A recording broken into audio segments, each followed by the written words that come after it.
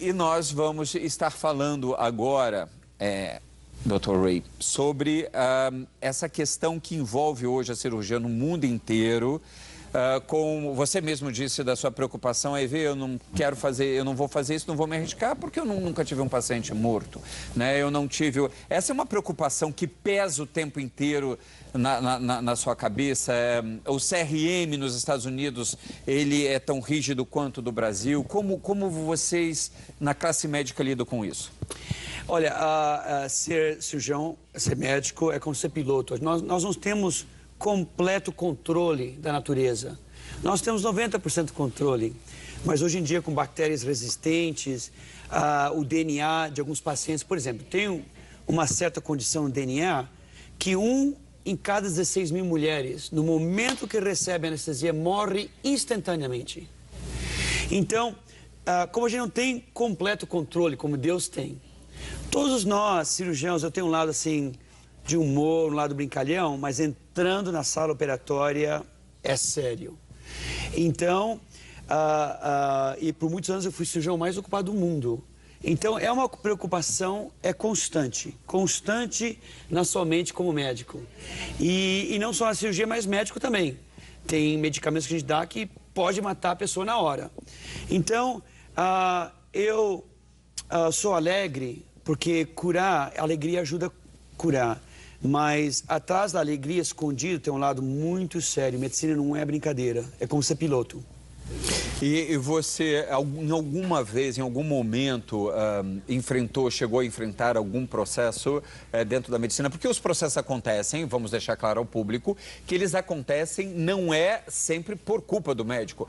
Existem também os pacientes que também se utilizam nisso, não é, Eli? Você já deve ter tido vários casos assim, né? Nossa, eu tive vários casos, porque é o seguinte, o médico, ele opera. Mas a paciente, ela tem que contribuir muito para isso, porque tem que fazer um pós-operatório direito.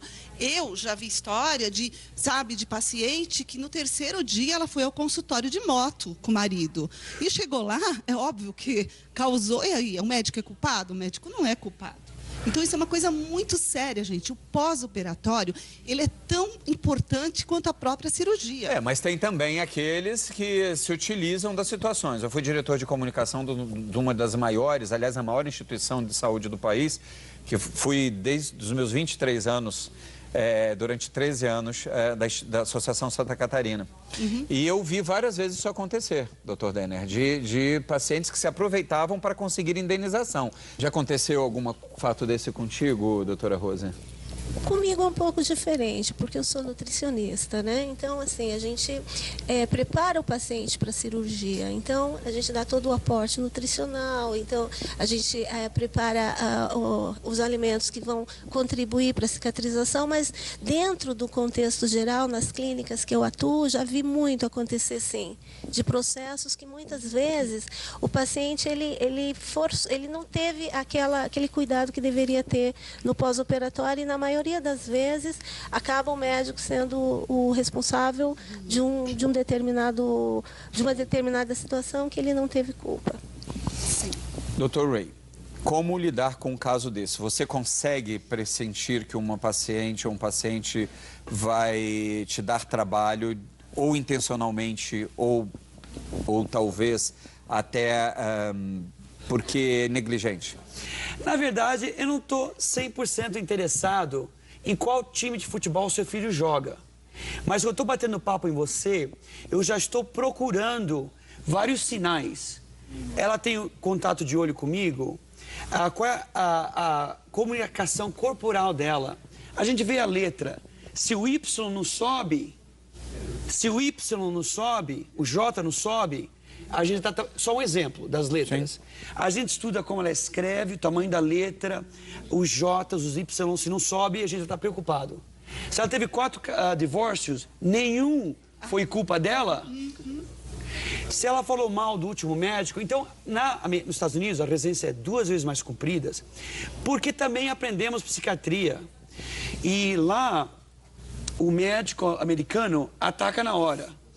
Se ele manda um processo para mim, os meus advogados, na hora, vão processar, não ele. Nós vamos caçar a licença legal dele, mas a gente vai processar o grupo legal dele, com os melhores advogados americanos e brasileiros, entendeu? E aqui como... Então, coitado do médico brasileiro. Gente, eu vou terminar aqui, porque você estudou medicina. Muitos meus amigos já cometeram suicídio. Por quê? Abuso da lei. Então, gente, não vamos copiar do gringo o ruim. Copiamos o quê? O brasileiro hoje dá 110%. Eu saí do Brasil preguiçoso. O Brasil é ambicioso hoje em dia. Olha que bonito a raça brasileira. Vamos copiar do gringo a ciência, o trabalho duro, mas não vamos copiar do gringo pinchar as casas, fazer droga e o abuso da lei. Copiar do gringo bom, não ruim. Porque o abuso da lei afunda o país. Não aponta pra mim, não. Como é que você lida com isso, seu Ney? Por exemplo, você tem no seu escritório processos contra médicos, não tem? Sim. Buscando a responsabilidade civil de médicos. E o que acontece? No Brasil, o Dr. Ray foi muito feliz na colocação que a gente não deve copiar. A legislação que baseia o direito do consumidor e na relação entre médico e paciente se aplica o Código de Defesa do Consumidor, é extremamente protecionista do consumidor. Então, no Brasil, nós temos um problema muito sério no que tange a responsabilidade do profissional médico em cirurgias plásticas, porque, com base no artigo 14, parágrafo 4º do Código de Defesa do Consumidor, Lei 8.078 de 1990, veja que é uma lei nova, apenas 23 anos, a responsabilidade do médico na cirurgia plástica é objetiva. Ele está vendendo o resultado. E isso é muito complicado, porque como o próprio Dr. Ray colocou... Não, o resultado sem garantia. Garantia não existe na medicina. Sim, exatamente. Como o próprio Dr. Ray colocou, é muito difícil. É como pilotar um avião. Não tem como ele assegurar um resultado, porque o organismo do ser humano é um organismo complexo.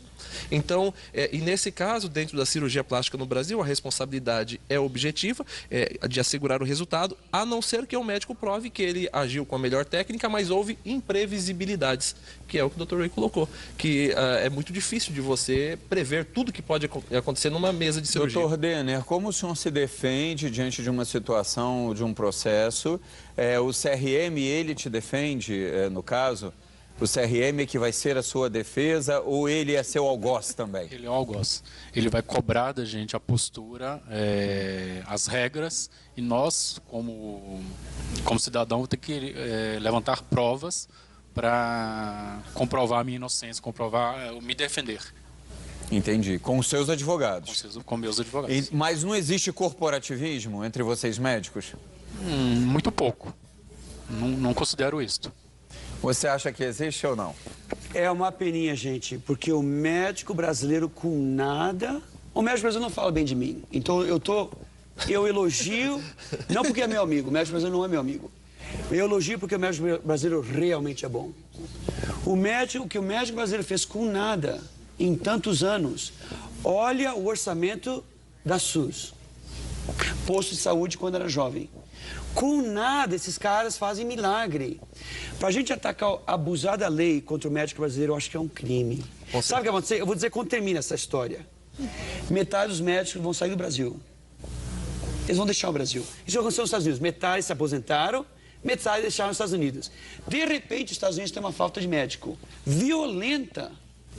Então, gente, sim, tem poucos médicos, todos nós conhecemos, tem problema com droga, sem dúvidas. Problemas com droga, eles abusam do paciente. Mas a medicina atrai, como você entrou na medicina também, a medicina atrai uma pessoa boa. Não é como o cara que entra em negócios, por exemplo, que só quer dinheiro, dinheiro, dinheiro, né? Muitos, não todos. Medicina atrai já uma pessoa boa. Olha o doutor aqui, ele já tem um espírito bom. Então, a maioria dos médicos são bons, especialmente o médico brasileiro. Então, alguns têm que ser punidos, sem dúvidas, mas são raros os casos. Cuidado com o abuso da lei, gente. A história termina ruim. Viu, doutor Ray? Aqui no Brasil, diferente do que acontece nos Estados Unidos, não existe a indústria do dano moral, que nos Estados Unidos é absurdo.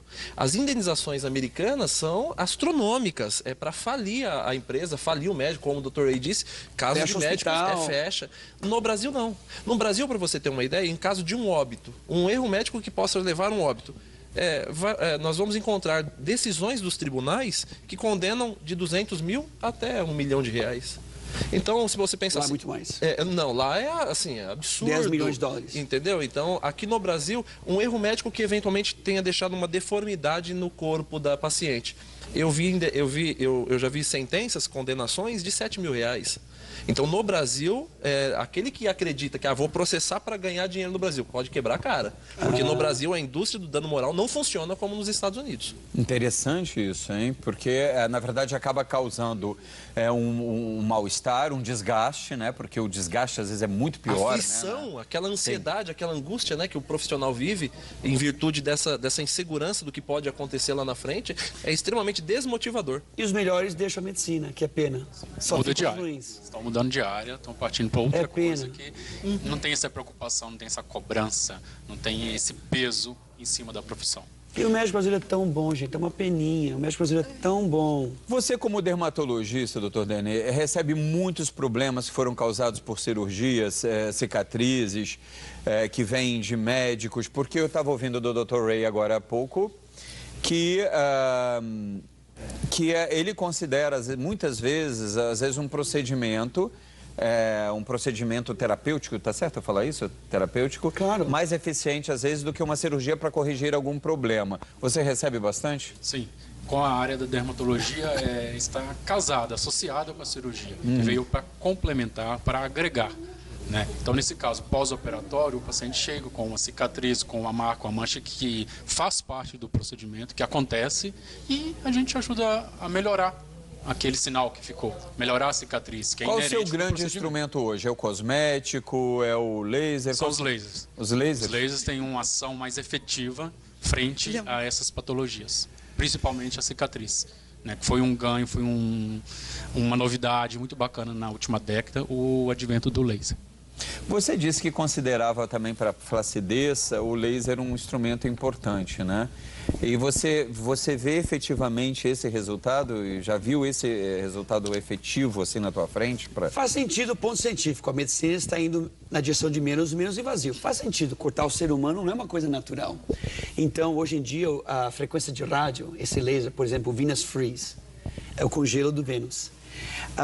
Você simplesmente não cria as bandas aqui embaixo, não cria as rugas nasolabiais, é excelente. E o Slim Lipo, eu já vi o Slim Lipo, que também é frequência de rádio, né, que aquece o colágeno, levantar o tchau-tchau 15 centímetros. Então a gente está indo menos e menos, também protege o médico do ponto de vista de lei, porque é menos invasivo, hoje em dia é tanta bactéria resistente, né? Então, hoje em dia, realmente, o mínimo invasivo, inclusive eu estou abrindo 1000 clínicas aqui no Brasil, e não tem nem nome Quero clínica. que você me fale sobre isso. Como é esse empreendimento de abrir 1000 clínicas? Como é que você vai dar conta disso, rapaz? Eu Já tô dá até conta de programa de trabalhando com a televisão no doutora. mundo inteiro, pelo amor de Deus. Trabalhando com a doutora aqui, e é uma ideia bem da dermatologia, né? Eu fiz cirurgia há 24 anos e eu percebi, claro, que a direção é a direção não invasiva. Eu mesmo, de vez em quando, estou cansado, eu faço um laserzinho. Não fala pra ninguém. Então, como eu continuar beijando as belas se eu envelheço? Não posso. Então, gente, olha, chega de corrupto lá em Brasília. Tem bons, mas tem muito corruptos. Chega de analfabeto em Brasília, gente. Estamos na era do computador. Então, eu procurei e encontrei o único, um dos poucos políticos honestos, o Celso Russomano, que também é advogado. Sim. Então, a gente uniu, eu e a esposa dele, na verdade. E juntos a gente criou, nem tem nome clínica, eu tirei o nome clínica. Estética Hollywood por Dr. Ray. E são lasers, as partes íntimas da mulher, depois da gravidez, ficam escuras, elas não gostam. A gente clareia, a gente depila as meninas, a gente faz sobrancelha. Então, cremes, até faz o Vidazzle. O Vidazzle. Hoje em dia, mulher não tem mais pelo, então a gente coloca umas pedrinhas semi-preciosas na área íntima dela. Beleza. É tudo divertido, é tudo mínimo invasivo, porque a mulher brasileira é o padrão da beleza. E por que não céu alegre? Então, estamos vendendo 400% acima da nossa projeção. Não temos suficiente clínicas para vender mais. Tem médico que chega e compra 5 clínicas de mim. Um médico só. Estetista compra clínica de E mim. você não tem medo da sua responsabilidade com tantas franquias? Porque as franquias... Os advogados que vão dar tranquilidade. Olha, eu passo muito tempo em Israel. Olha, meu pai era judeu, né? Olha, os meus irmãos israelitas, gente, se você vem atrás de mim, já compra um lugar no cemitério. Eu amo.